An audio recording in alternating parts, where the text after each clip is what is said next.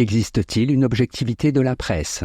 Thèse. Dans l'absolu, le journaliste devrait rendre compte des événements de manière objective. Antithèse. Mais son regard personnel et les contraintes de sa profession rendent son travail forcément subjectif.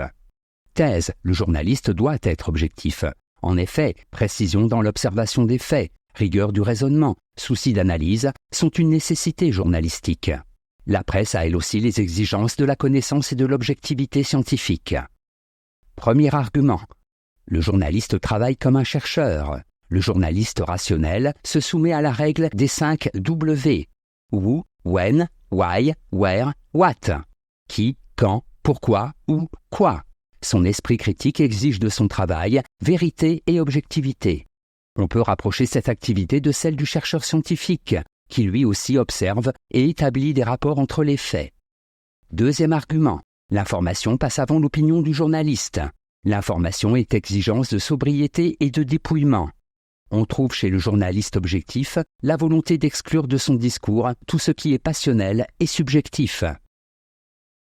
C'est pour satisfaire à ce désir d'objectivité que la presse s'est donné un style, une manière de rapporter les événements qui n'appartiennent qu'à elle.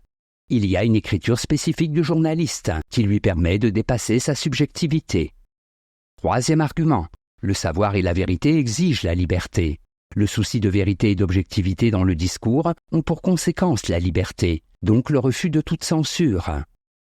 En raison de l'objectivité, le fait est sacré. Il faut donc le montrer, le dire, l'exprimer. Le journaliste n'a pas le droit de se taire, ni d'être réduit au silence. En raison de la liberté, la pluralité des opinions doit être garantie. Que les avis s'opposent est un bien, le débat étant la condition de la liberté d'expression. En bref, la mission de la presse se résume en 3 mots, savoir, vérité, liberté. Le journaliste opère par observation, analyse, vérification et classement. Il informe avant de donner une opinion. Antithèse, le journaliste est forcément subjectif. En effet, les événements et les faits que le journaliste doit traiter ne sont pas une réalité objective et scientifique. Il parle des hommes, or il est un homme. Il est donc subjectif. Premier argument. Le journaliste est par excellence l'homme de son temps.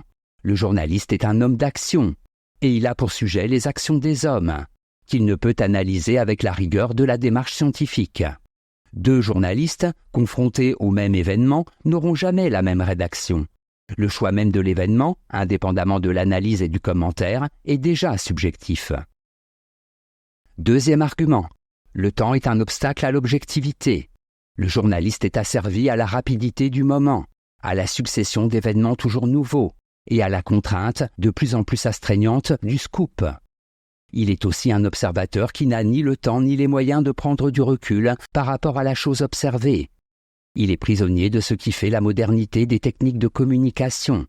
Obligé de réagir vite, il ne peut plus garantir une stricte objectivité. Troisième argument, le langage est subjectif. Subjectif dans le choix de ses sujets, subjectif parce qu'il est un homme, subjectif parce qu'il a de moins en moins le temps d'analyse, le journaliste est encore subjectif dans son langage. Qu'il s'agisse de presse écrite ou de presse télévisuelle, les mots et les images ne sont jamais neutres. Pour intéresser un lecteur ou un téléspectateur, il faut certes relater des événements, mais il faut aussi émouvoir, choquer, séduire.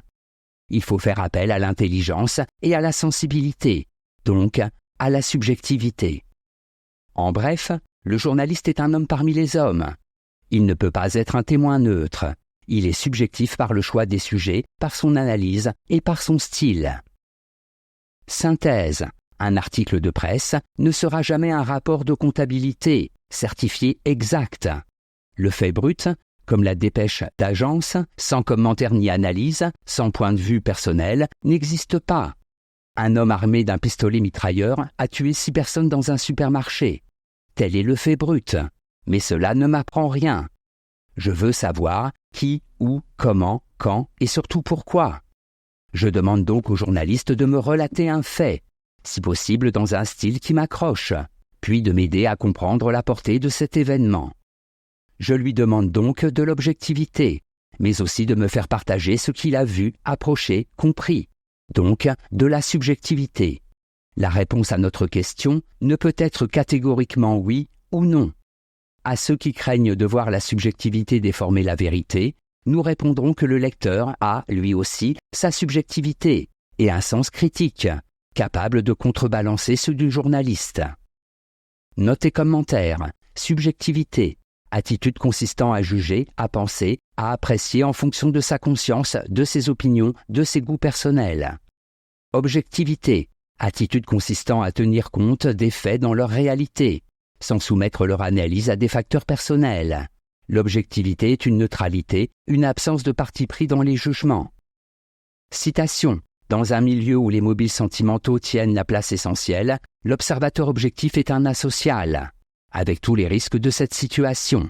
Alfred Sauvy.